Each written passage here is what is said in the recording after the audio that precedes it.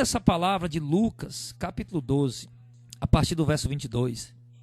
Jesus ele havia acabado de se deparar com um homem totalmente ansioso, solícito, preocupado com a riqueza dessa terra. Um homem havia acabado de chegar para Jesus e manda o meu irmão repartir comigo a herança. Claro, isso era justo que fosse feito isso. Mas naquele momento Jesus aproveitou para dar uma lição para aquelas pessoas em relação aos bens terrenos. Jesus aproveitou a situação, aquela circunstância, aquele momento para instruir aquelas pessoas em relação às coisas dessa terra. E Jesus olha para os seus discípulos. E Jesus diz aos seus discípulos: olha, não estejam apreensivos por nada. Não estejam preocupados, ansiosos, apreensivos por coisa alguma, sobre o que vocês vão comer, nem pelo corpo, sobre o que vocês vão beber, ou pelo que vocês vão vestir. O que Jesus estava falando? O que é comer e vestir? Comer é luxo, irmão? Não, comer não é luxo. Comer é necessidade. Deixa eu perguntar, vestir é luxo? Não, vestir não é luxo. Vestir é necessidade, é necessário. Ninguém vai sobreviver sem comer e ninguém vai andar por aí sem vestir, vai andar por aí nu. Então, Jesus diz que nós não temos que estar preocupados, irmãos, nem com as coisas necessárias, quanto mais com outras coisas. Porque tem gente, irmão, nesse momento, talvez igreja, ovelhinhas queridas do Senhor, talvez há alguns de vocês, por conta do fermento que tem sido disseminado nas rádios, que tem sido disseminado nas televisões, o fermento que tem sido disseminado nos púlpitos de igrejas, e talvez por conta disso alguns de vocês estão ansiosos, estão inquietos, estão agitados aí, meu irmão, cheios de projetos gananciosos, meu irmão, sim, ansiosos por realizar. Alguns estão até doentes nessa hora, porque não estão conseguindo realizar os projetos. Alguns de vocês, talvez estão me ouvindo agora, estão ansiosos ao ponto de estar perdendo a saúde, de estar perdendo a paz. Amanhece e anoitece pensando nesses projetos, pensando nesses sonhos, nesses propósitos, que na verdade você nem colocou diante de Deus para saber se é a vontade dele. Você não colocou nem esses projetos diante do Senhor para saber se Deus se agrada com esses projetos. E você de repente, querido, está ansioso ou preocupado com coisas que Deus nem quer para a tua vida. Então você está ansioso, meu irmão, em vão. Você está preocupado em vão, porque eu quero te dizer, igreja, Deus te ama, Jesus te ama, e Ele não vai lhe dar, meu irmão, algo que venha prejudicar a sua caminhada com Ele. Deus não vai lhe dar algo que venha atrapalhar a sua comunhão com Ele, a sua intimidade com Ele. Pode ter certeza, se chegar alguma bênção, entre aspas, na sua vida, que seja para atrapalhar a sua comunhão com Deus, que seja para afastar você da presença de Deus, pode ter certeza que não foi Deus quem lhe deu. Em outros casos acontece de Deus fazer alguma coisa por alguém, e aquilo foi Deus que fez, e de repente acontece de você transformar aquela bênção que Deus lhe deu numa maldição. Por exemplo, o irmão estava doido por um carro. Ai meu Deus, eu quero um carro como eu queria um carro, se eu comia a ser útil um carro. Aí pronto, de repente Deus abençoou, deu o carro para ele, ficou mais fácil para ele ir para o culto, ficou mais fácil para ele ajudar nos evangelismos, para ele sair com a família dele. Pronto, Deus deu o carro, exemplo.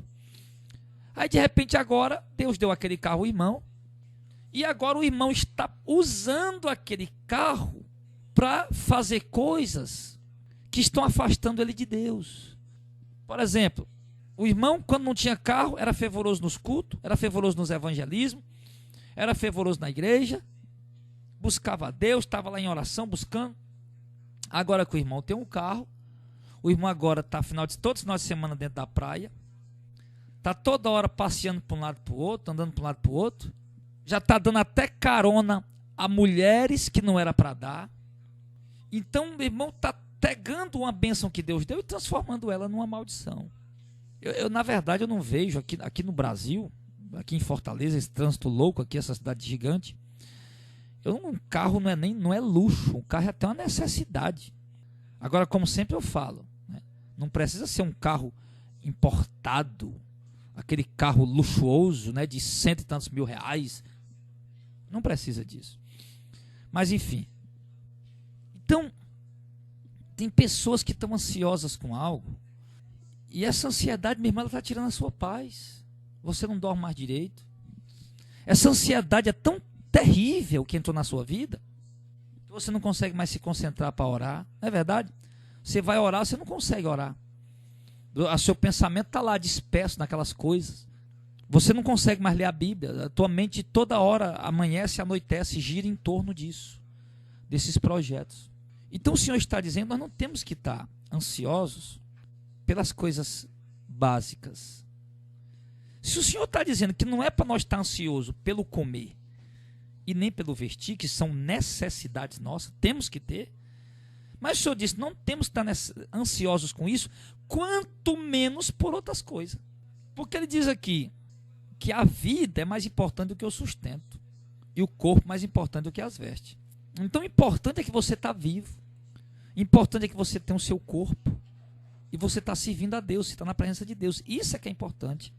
E o Senhor começa a levar os seus discípulos a olhar para a natureza.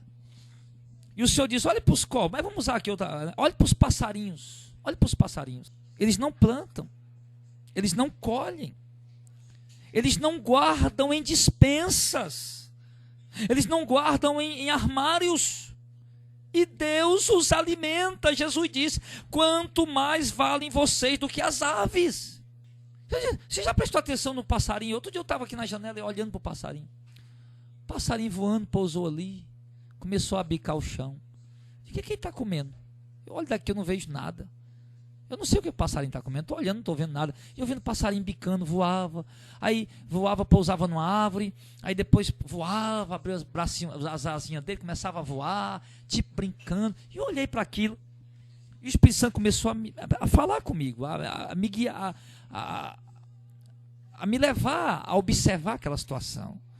Como aquele passarinho tem uma vida simples. Aquele passarinho, ele dorme num ninho, um ninho feito de palha. O travesseiro dele é palha, o colchão dele é palha. Ele não tem geladeira para guardar comida.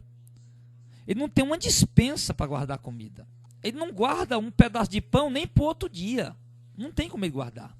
Ele não anda, não vive trocando de vestes, não vive trocando de calçados, não tem carro para andar, não tem uma casa luxuosa ou móveis, um sofá bom para sentar, não tem uma televisão para assistir, um celular para navegar na internet ou para ligar. E ele está ali, meu irmão, vivendo, voando, tranquilo, satisfeito, morto de satisfeito, o povo do passarinho. Está preocupado com nada, está lá voando, brincando, passeando. Daqui a pouco ele pousa no chão por ali, dá umas bicadinhas, come alguma coisa, satisfeito, a mesma comidinha sempre, a mesma coisa, está satisfeito. Então o Senhor diz, nós temos que olhar para as aves do céu, irmão. E ele diz que se Deus cuida assim das aves do céu, Ele vai cuidar de você, meu irmão. Se Deus cuida assim das aves do céu, Ele vai cuidar da tua vida. Igreja do Senhor Jesus, eu sei que a maior parte de nós somos pessoas simples.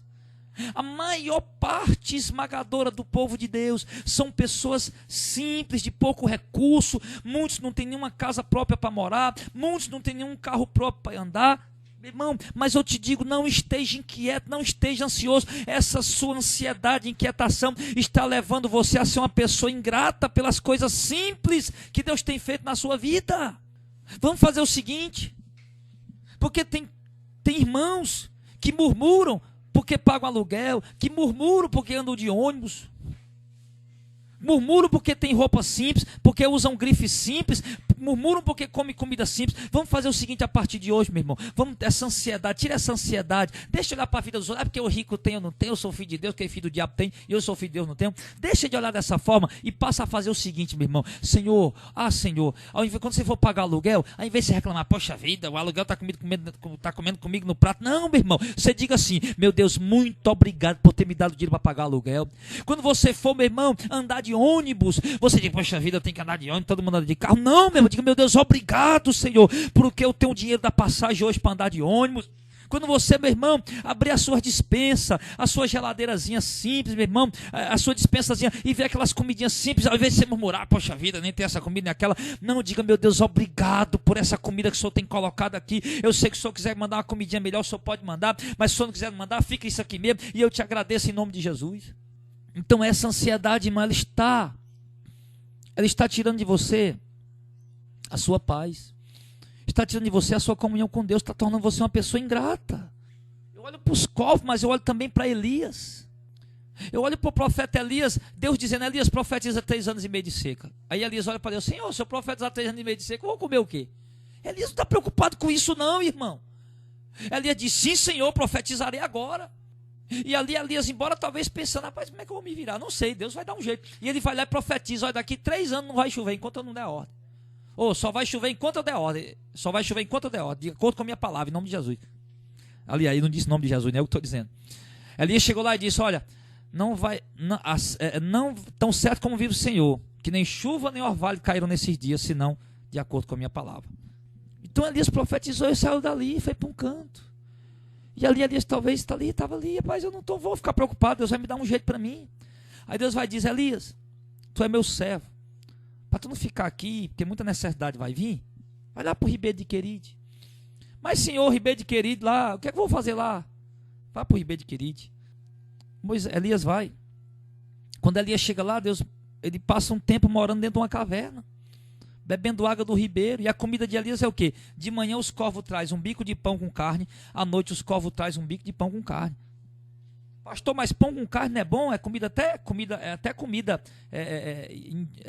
Eu comi outro dia, eu fui ali numa comunidade onde tinha um pessoal lá nativo lá,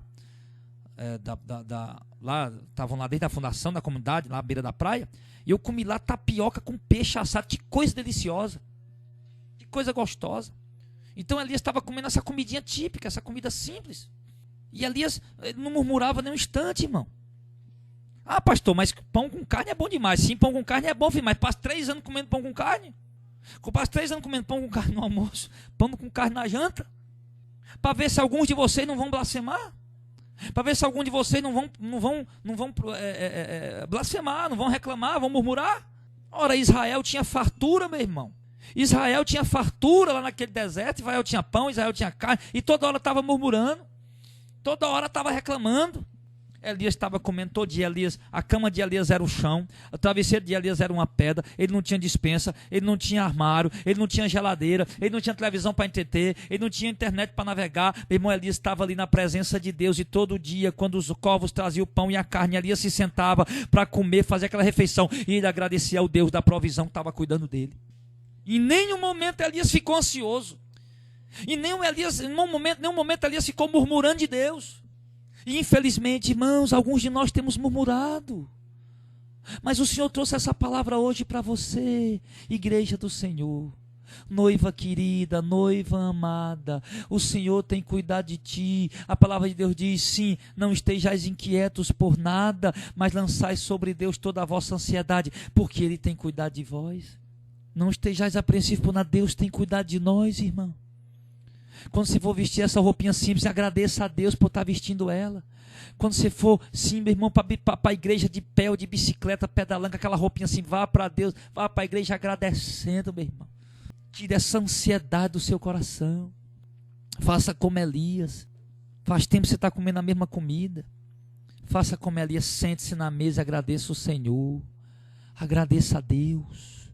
Reconheça que é a provisão dEle, que é o agir dEle, que é o mover dEle. Reconheça isso em nome de Jesus. Sim, amados. O Senhor, Ele deu essa palavra para nós. Ele disse: nós não tinha que estar ansioso, não tinha que estar preocupado. Ele cuida de nós. Ele diz no verso 25: qual de vocês, estando solícito, ou ansioso, ou preocupado, pode acrescentar um côvado à sua estatura? Um côvado, irmão, era 45 centímetros. De 45 a 50 centímetros. Nós, por mais ansioso que esteja, não pode acrescentar um palmo, um côvado à sua estatura.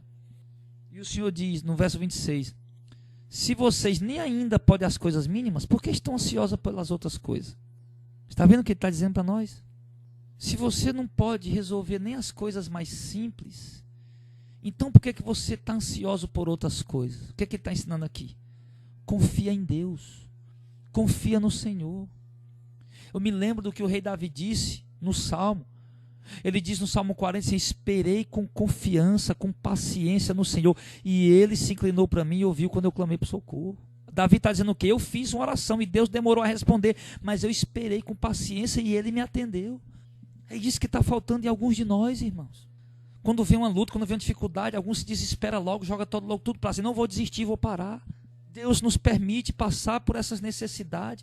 Deus nos permite passar pela escassez. Deus nos permite passar pelas privações e as provações, irmão.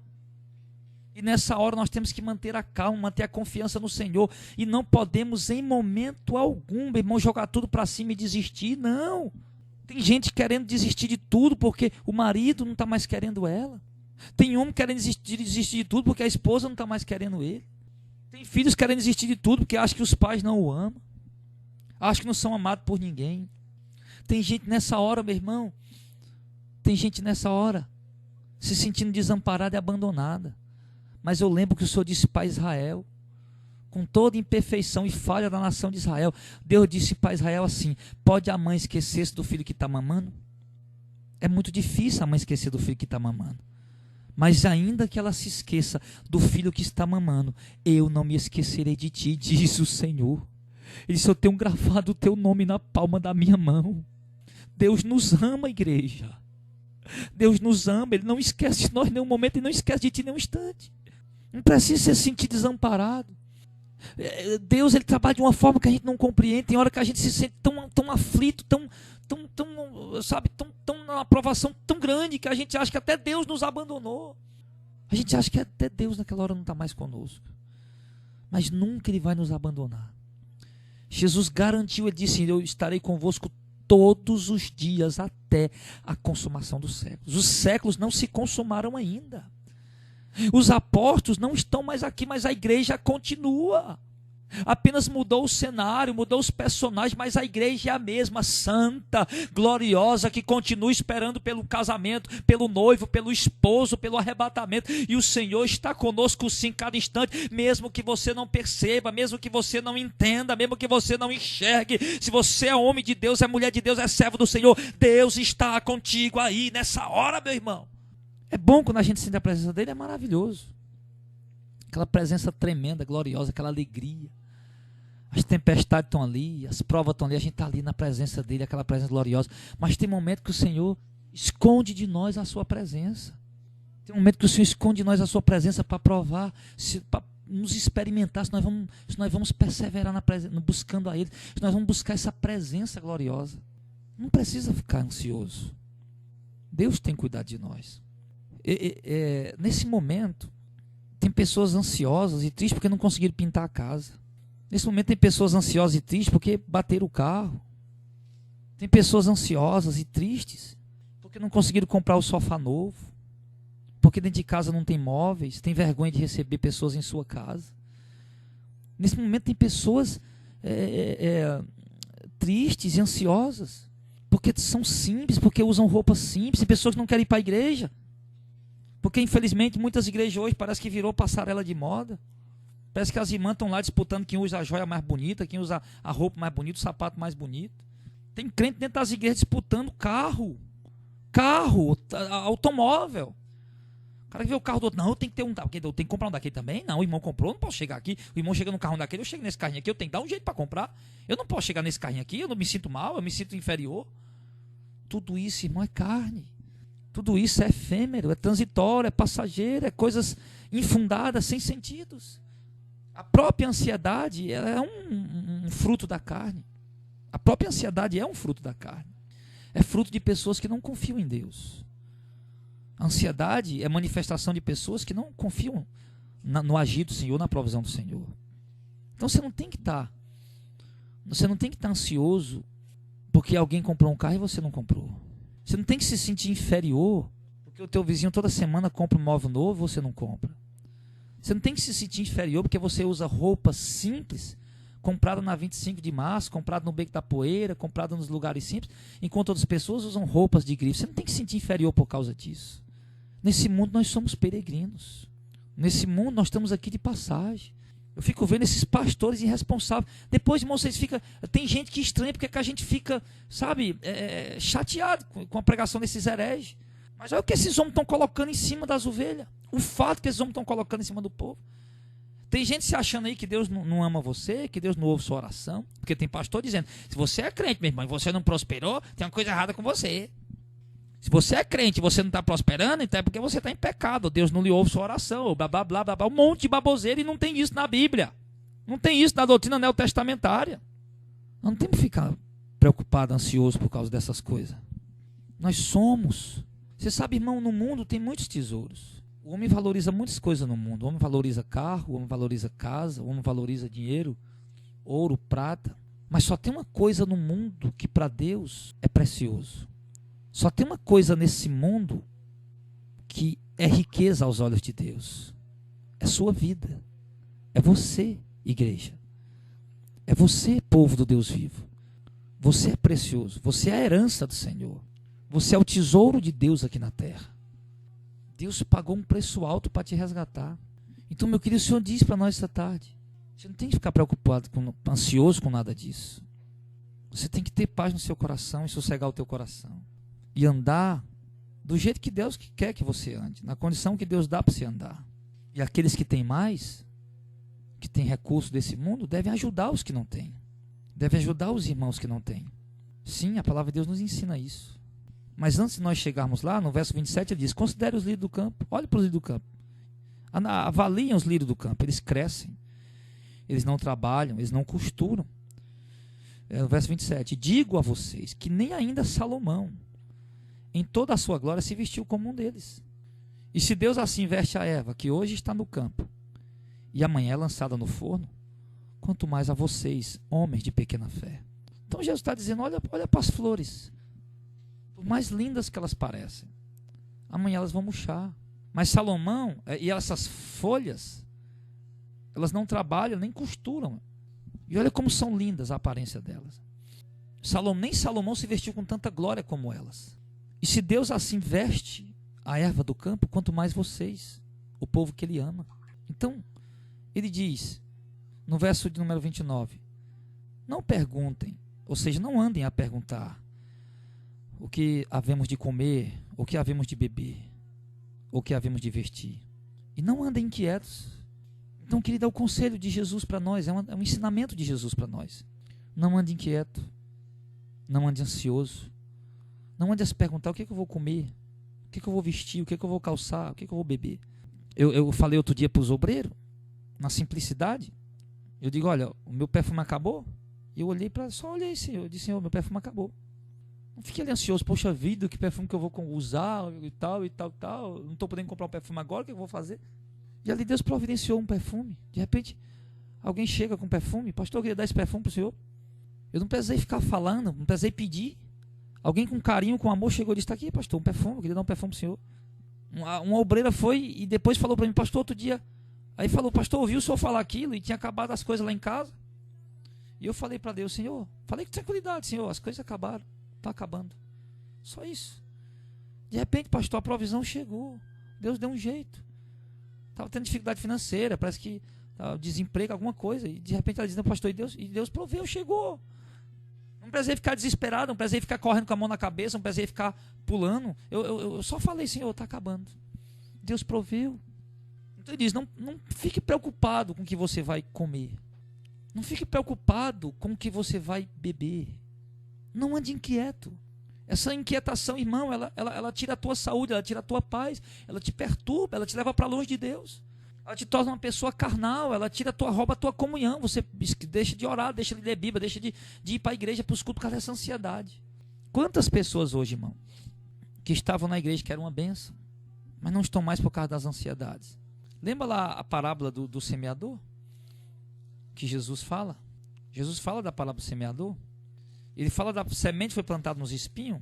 Ele diz que a que foi plantada nos espinhos é aquele que ouve a palavra, mas os cuidados do mundo, o engano das riquezas e a ambição por outras coisas sufoca a palavra e torna ela infrutífera. Ou seja, está em Mateus 13, 22 e também em Marcos 4, 19. Então, veja, quantas pessoas eram uma bênção? Quantas pessoas receberam a palavra e eram uma bênção?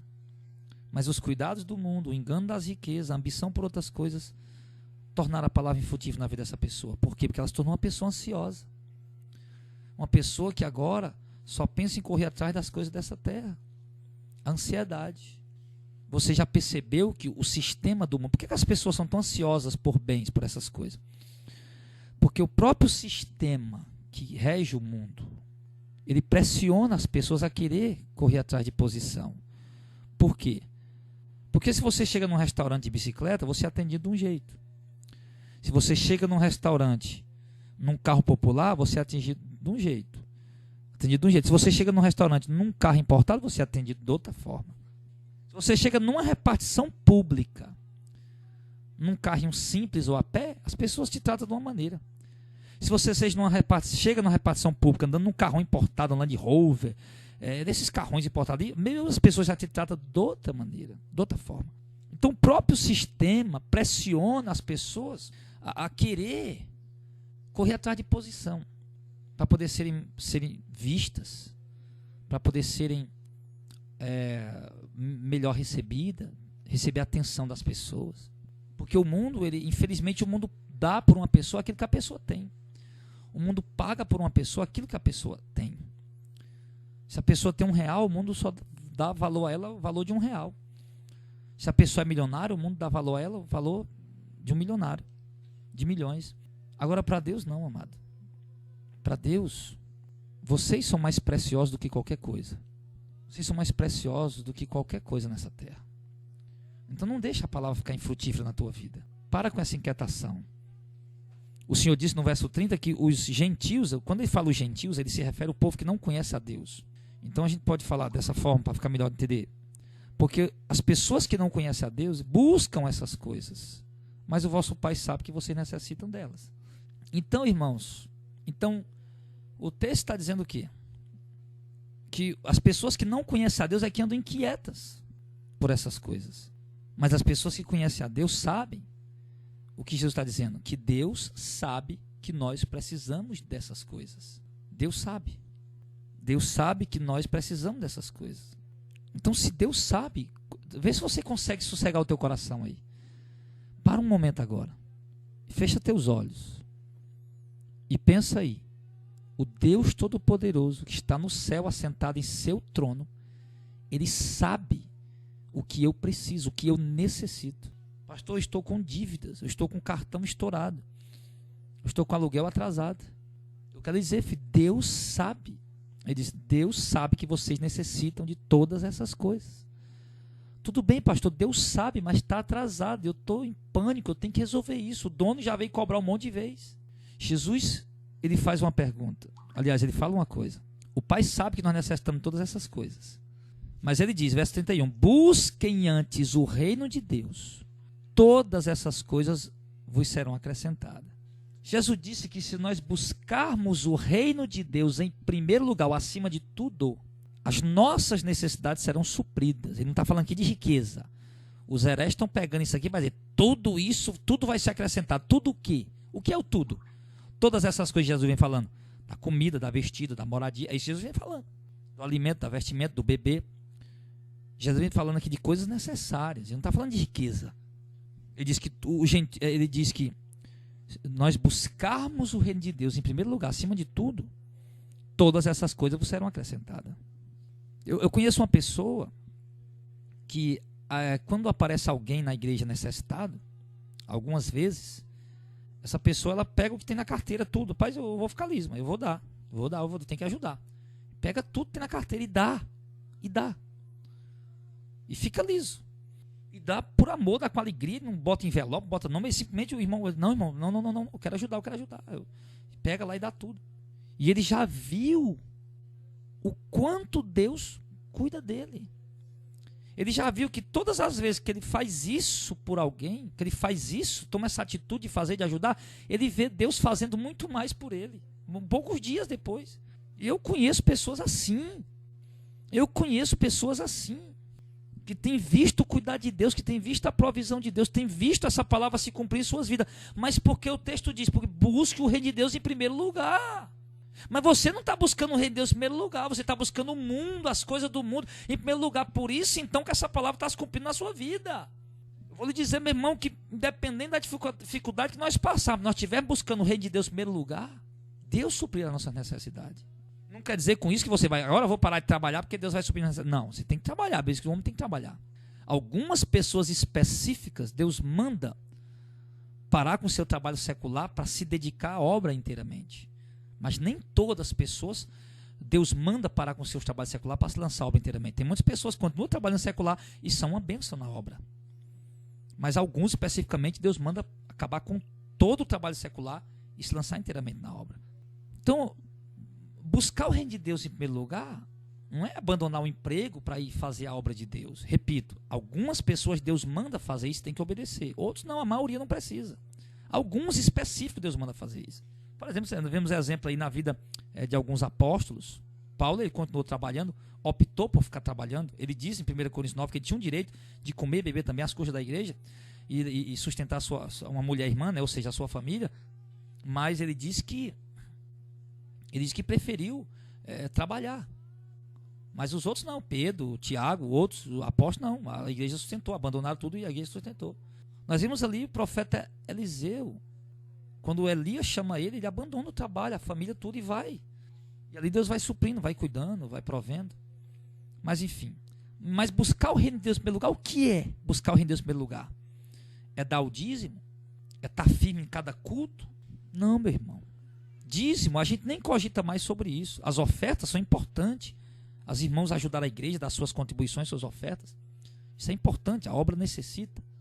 Mas buscar o reino de Deus não é simplesmente colocar uma oferta ali.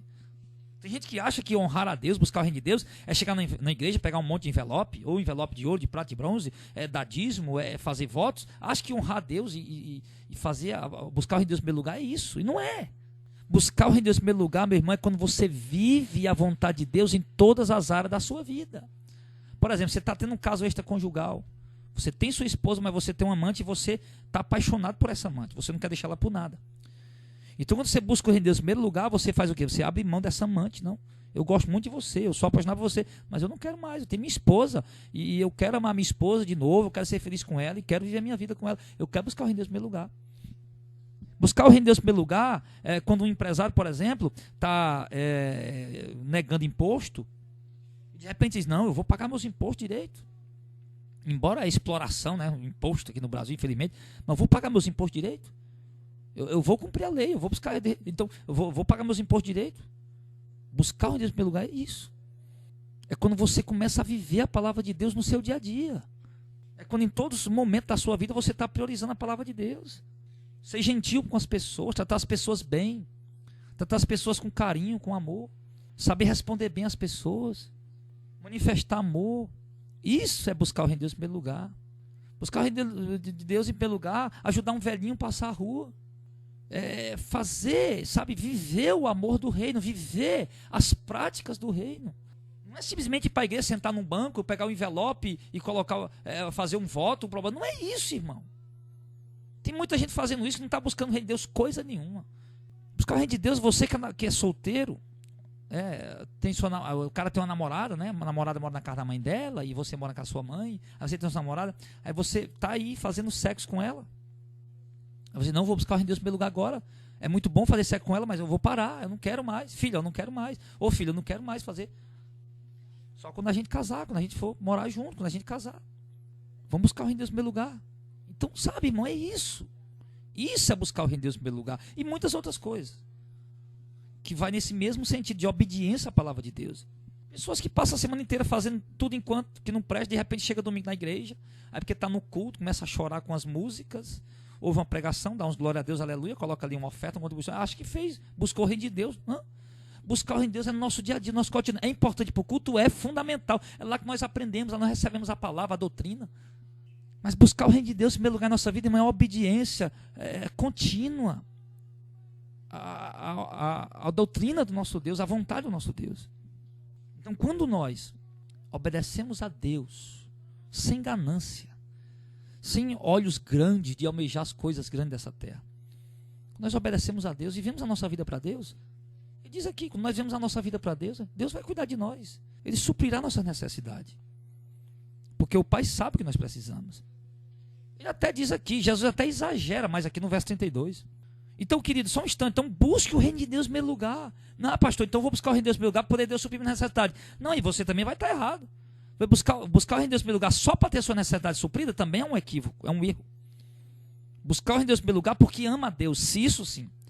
Buscar o reino de Deus em primeiro lugar porque ama a Deus, que quer viver para Deus, que quer viver para a glória de Deus. Isso sim que Deus quer de nós.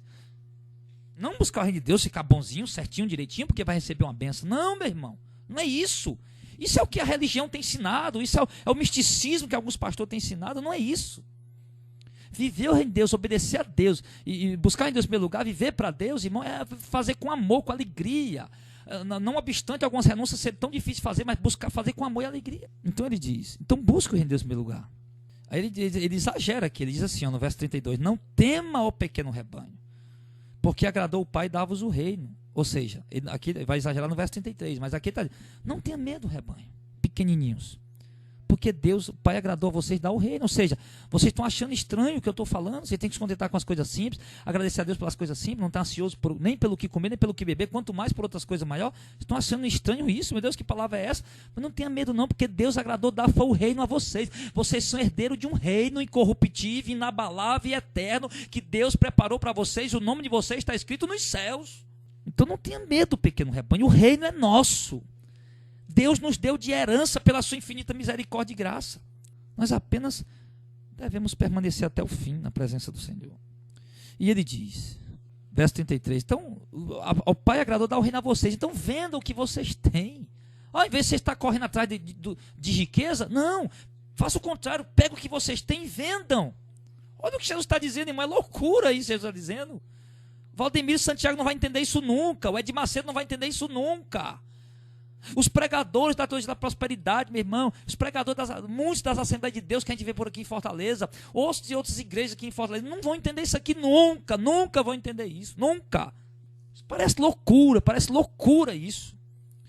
Jesus dizendo aqui, olha, vocês estão preocupados, estão ansiosos por isso, por aquilo outro. Pois eu digo para você o seguinte, estão preocupados em juntar riqueza, ganhar dinheiro, andar de carrão? Pois faça o seguinte, ó, venda o que vocês têm e deem esmolas. Façam para vocês bolsa que não envelhece, tesouro no céu que nunca se acabe, onde não chega o ladrão e a traça não rói, porque onde estiver o teu tesouro estará também o teu coração. Você entendeu o que Jesus está ensinando? Jesus está dizendo, vocês estão vendo o mundo tão preocupado em juntar riqueza e dinheiro?